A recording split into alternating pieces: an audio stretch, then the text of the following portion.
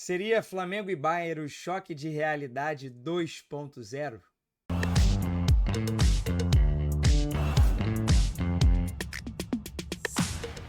Fala, rapaziada, como é que vocês estão?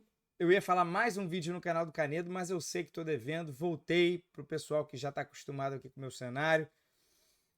Fiquei com muita saudade da minha família, voltei para o Rio de Janeiro, voltei para casa, vou assistir, né? Você já até sabe, se bobear, quanto foi o jogo, mas vou assistir daqui com a minha família Fluminense e Inter de Milão.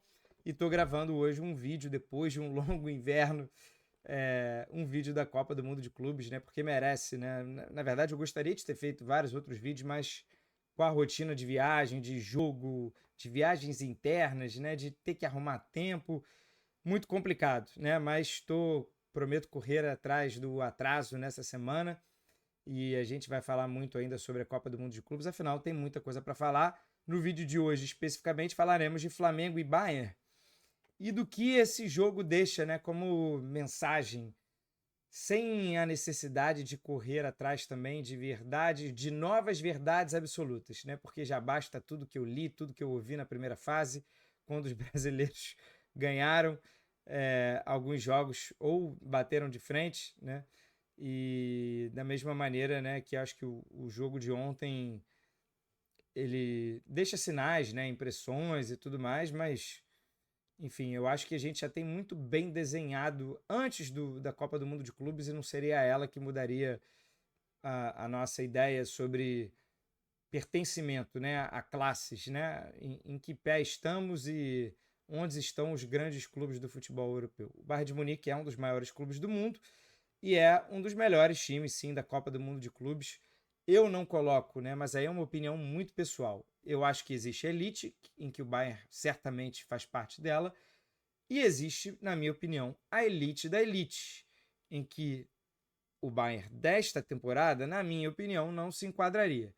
Dito isso, é óbvio que ele estava alguns patamares acima do Flamengo. Eu, numa brincadeira ali de favoritismo pré-jogo, imaginava um favoritismo de 65-35 vai para o Bayern, por considerar o Flamengo um belíssimo time de futebol, muito bem treinado, e não colocar o Bayern naquele pedestal. E até na minha brincadeira ali de tentar desviar quem ia passar, pô, achei que poderia ter essa zebra. E acho que, né, a história do jogo acaba sendo muito cruel, porque foram dois gols muito rápidos que meio que condenaram o resto da partida, condicionaram bastante. Mas diante do que eu vi, né, dos 90 e poucos minutos, considerando ali acréscimos, cara, o Flamengo fez um bom papel. Foi um choque de realidade só para quem, assim, estava muito desligado, porque eu imaginava que o Flamengo pudesse fazer frente em alguns momentos e também imaginava que, por conta dos craques que o Bayern tem, ele poderia castigar o Flamengo a qualquer momento. E foi o que aconteceu.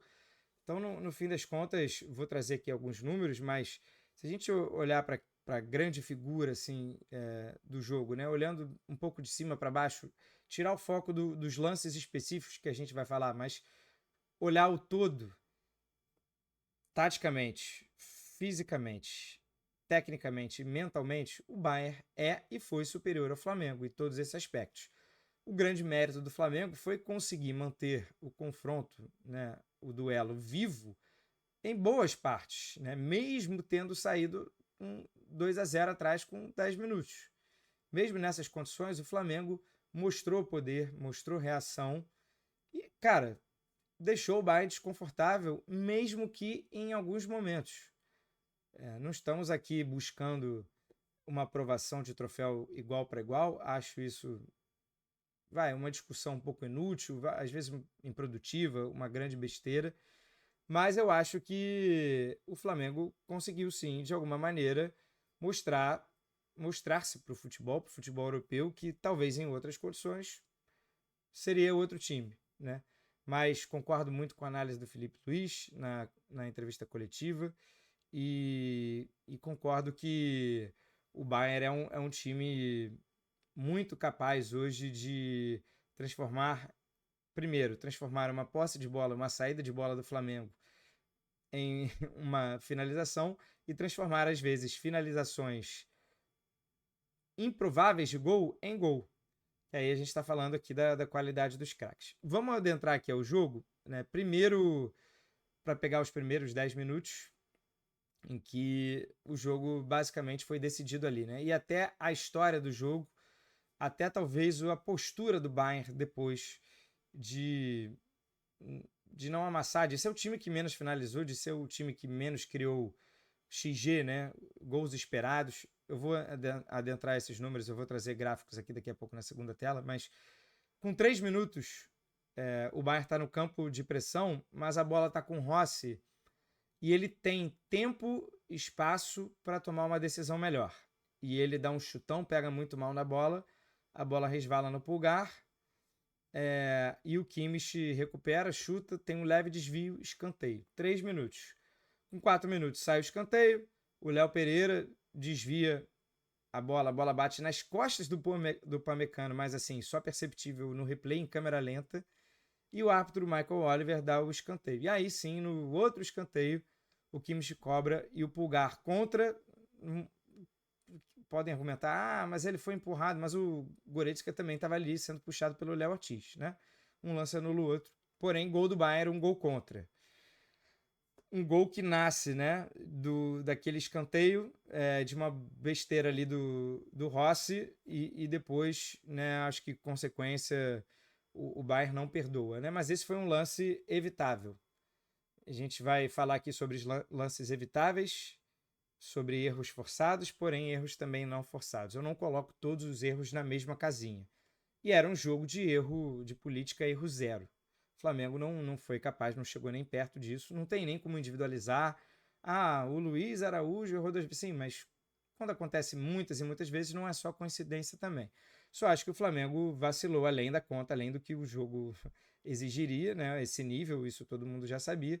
E bem, o Flamengo foi castigado e já teve uma montanha para escalar, porque com 8 minutos, o Pulgar também, eu acho que, como o Pulgar estava de frente para o lance, talvez ele pudesse ter escolhido outra coisa. Mas um mole maior também ali do Arrascaeta, que subestima, talvez, a capacidade do Pamecano de desarmar. O Pamecano faz um lindo desarme, o Kane chuta com desvio no Léo Ortiz e sai o gol. Mais uma vez também um pouquinho de elemento de falta de sorte, que nesses jogos você também precisa ter muita sorte. O Kane chutou com desvio, a bola morreu ali no pé da trave, talvez sem o desvio o Rossi teria feito a defesa. Talvez, né? Assim como a frase do Felipe Luiz talvez se a gente tivesse jogado de outra maneira, o Bayern teria feito os gols de outra maneira. Eu dou um grande mérito por ser o Felipe Luiz a falar isso, por ser o treinador, o cara que viveu aquilo ali, que estudou o Bayern mais do que ninguém. Mas a gente está falando do jogo que a gente assistiu, do jogo que existiu, não do jogo imaginário. Vamos lá para o 3-0, porque é uma jogada que o Luiz Araújo também afasta mal, afasta para o meio da área, né? Todo mundo fala, né? Vai afastar para o meio, afasta para o canto. Que o Luiz Araújo de direita resolve afastar para o meio da área. O Pulgar demora muito a fechar o ângulo, então o Goretzka tem uma super liberdade para acertar um chute. Não foi nem um chute espetacular, o chute talvez tenha entrado mais no meio do gol do que no lado direito. E o Rossi, se vocês forem ver o replay, ele dá um passo para a esquerda, ele tenta adivinhar o canto. E por isso que ele não sai nem na foto. Então é mais um lance em que pequenos detalhes fizeram a diferença. E nesse jogo de nível grande, de super exigência, a gente vai bater nessa tecla. É erro zero. E o Flamengo foi acumulando erros, né, coletivamente. Não foi nem um gol do 3-0, né? O Flamengo já tinha feito um gol antes. Estou falando aqui dos supostos, ou dos pecados mesmo, né, que o Flamengo cometeu para sofrer 4 gols. Né? Porque o Flamengo teve um grande mérito aí de incomodar o Bayern, de finalizar mais, de criar mais XG, de, em alguns momentos, sei lá, o torcedor pôde imaginar outra coisa. No fim das contas, não deu, né? Quarto gol, já no segundo tempo, o Luiz Araújo, aí sim, se alguém quiser individualizar, ele obviamente está pressionado, o Bayern seguia pressionando muito bem, foi um jogo decidido pelas pressões e pela qualidade de finalização dos jogadores do Bayern, mas nesse quarto gol específico, o Luiz Araújo toma a decisão de driblar. Ele enxerga uma linha de passe para a direita e ele toma a decisão de ir para a esquerda e tentar o drible. Então aí é um erro capital, né? Um erro que gerou uma finalização, um gol. É o Laimer que desarma, o Kimmich já pega e já toca de primeira para o Kane. O domínio do Kane, ele é muito bom porque ele consegue ter uma boa angulação para bater do jeito que ele queria. E é uma finalização de enorme qualidade. É uma finalização de um craque. Esse é um gol que, assim, e ele nem olha pro gol, ele já sabe, ele já domina, papou, domina e bate colocado no cantinho, porque ele é um jogador de primeiríssima prateleira e isso o dinheiro compra. Né? Foram mais de 100 milhões de euros que o Bayern pagou para tirá-lo do Tottenham, mesmo ali na beira dos 30 anos. Então, são coisas que o dinheiro compra. Né? O Kimmich foi do Stuttgart, né? E vai para o Bayern lá atrás. E há outros jogadores de primeira classe que o Bayern pôde comprar. Isso gente, a diferença está aí, né? Nesses jogadores de primeiríssima prateleira que os principais clubes europeus possuem. E eu acho que essa aí acabou sendo a grande diferença para o jogo. O fato de o Bayern ter, taticamente, coletivamente, né, ter conseguido fisicamente também se impor, ter feito a pressão, não deixou o Flamengo respirar, não deixou o Flamengo confortável para fazer uma bola longa. O Flamengo conseguiu encaixar uma bola longa no jogo inteiro, que foi a do Jorginho para o Bruno Henrique quando estava 3-2, 66 minutos, né? Meio ali do segundo tempo. Talvez esse tenha sido o momento de maior desconforto do Bayern no jogo. Um gol de vantagem no placar e o Flamengo com uma chance clara. Não foi tão clara assim, porque o Bruno Henrique não chega tão inteiro na bola, o Neuer sai para abafar, mas, sei lá, se ele tivesse pego um pouquinho melhor na bola, poderia ter encoberto. Enfim, né, a história do jogo poderia ter sido diferente. Eu tô falando tudo isso porque eu tô reconhecendo, tentando encontrar o mérito do Flamengo. Sem, obviamente, colocar em discussão aqui a justiça do placar, ou que não do placar, mas a justiça de quem avançou, de quem se classificou. Vou chamar aqui então a segunda tela para a gente ver os números do jogo. Os números do jogo que aconteceu, né? Não foi um jogo imaginário. O Bayern venceu o Flamengo por 4-2, criando 0,91 gol, né, no singular de XG.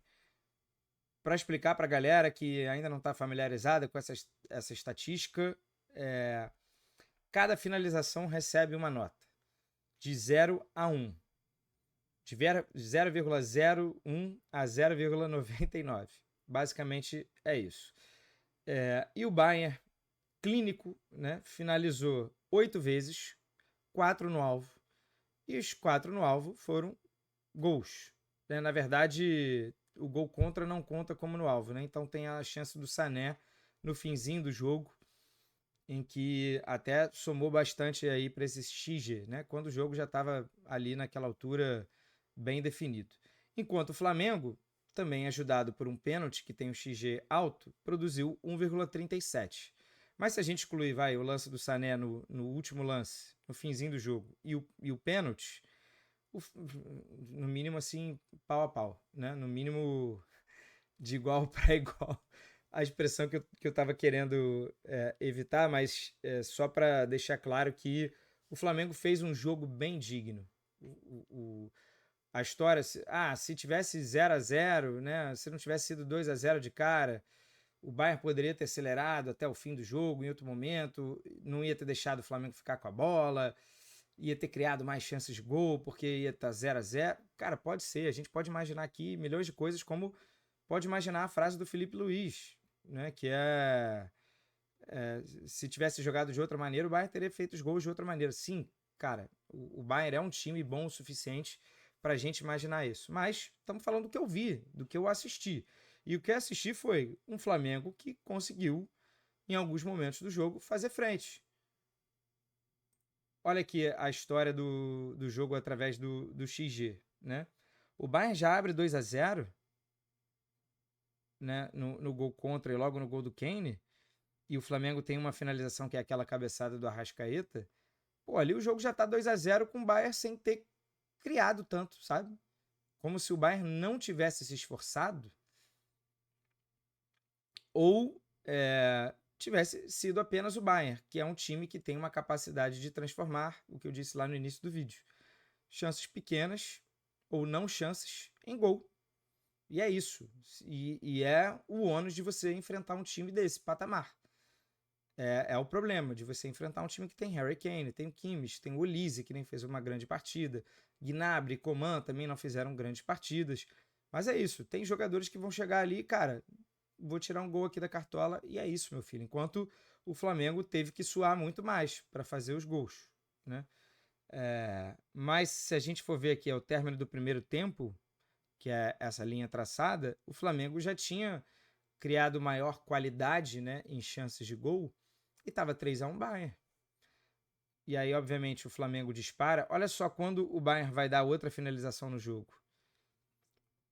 No quarto gol. Então o Bayern fica entre o terceiro e quarto gol sem finalizar. E talvez tenha sido o momento aqui que o Flamengo mais incomodou.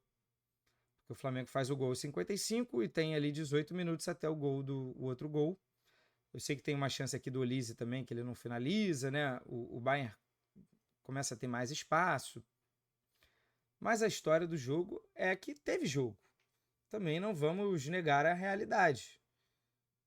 A realidade, né, do título do vídeo, de como eu abri, né, um choque de realidade 2.0, para quem ainda estava muito distante, né, ainda não estava assistindo aos jogos ou não acompanha futebol europeu, né, o choque de realidade é esses caras, e não estou falando só do Bayern, estou falando principalmente de um PSG que perdeu para o Botafogo sem conseguir criar muitas chances, mas agora a gente já está entendendo que era fase de grupos, que eles tinham até poupado 4 jogadores no início do jogo e que talvez a gritaria em virtude daquele jogo talvez não tenha representado tudo, talvez não, né? Não representa tudo. A gente tá vendo que esses times, né? Esses times são o choque de realidade. São o Manchester City, Real Madrid, Paris Saint-Germain, o Bayern, que eu acho que está um pouquinho atrás, um Liverpool que não jogou, o Barcelona que não jogou, até um Arsenal dessa temporada. São esses times que são o choque de realidade. Que se você não adotar a política erro zero, você vai rodar mais cedo ou mais tarde. Nesse caso, o Flamengo rodou cedo, ficou com 0-2 cedo, mas mostrou um belo poder de reação, mostrou que numa noite em que ele se portasse melhor, que ele errasse menos, mesmo tendo sido forçado a alguns desses erros, né? Muitos erros o Bayern forçou, mas na linguagem do tênis, o Flamengo acho que cometeu outros erros não forçados, entre aspas, vai. No caso do Luiz Araújo, que a gente está falando, ou do chute do Rossi, que começa a originar a sequência de escanteios. Mas vira uma questão de muito porém. Há aprendizados aí para o Flamengo tirar, há aprendizados para o futebol brasileiro tirar, e a gente vai acompanhar ainda o que vai acontecer nesse Mundial, mas está dentro do script, está dentro da expectativa. Foi um choque de realidade, porque esses times são um choque de realidade, mas só para quem também estava muito alheio ao que estava acontecendo, tá? Teremos ainda Fluminense e Inter de Milão. Você provavelmente já sabe quanto foi o jogo, como foi o jogo. Um Palmeiras e Chelsea que eu acho que dá jogo, porque o Chelsea não pertence a essa classe. E é isso, minha gente. De resto, os europeus, a elite, né, do futebol europeu, depois que engrenou fisicamente, vai seguir mandando. E certas coisas o dinheiro compra, um calendário bem organizado, bons gramados, tudo isso justifica o tamanho dessa distância. Mas eu como torcedor do Fluminense, evidentemente que eu fiquei bem satisfeito com a eliminação do Flamengo. Eu, como um cara que aprecia futebol e que quer ver o Brasil lutar por isso, por melhorias, eu acho que esse jogo dá alguns sinais de que se a gente melhorar algumas coisas, a gente vai conseguir valorizar mais o nosso campeonato, por consequência vai conseguir gerar mais dinheiro, por consequência vai conseguir contratar melhor ou antes, ou conseguir segurar alguns jogadores por mais tempo. E aí a gente pode sim diminuir o tamanho desse buraco. Hoje o tamanho de um Flamengo para o Bayern é essa distância aí. É o jogo que a gente assistiu, em que o Flamengo precisava ter feito muito mais coisa certo para ter tido mais chance.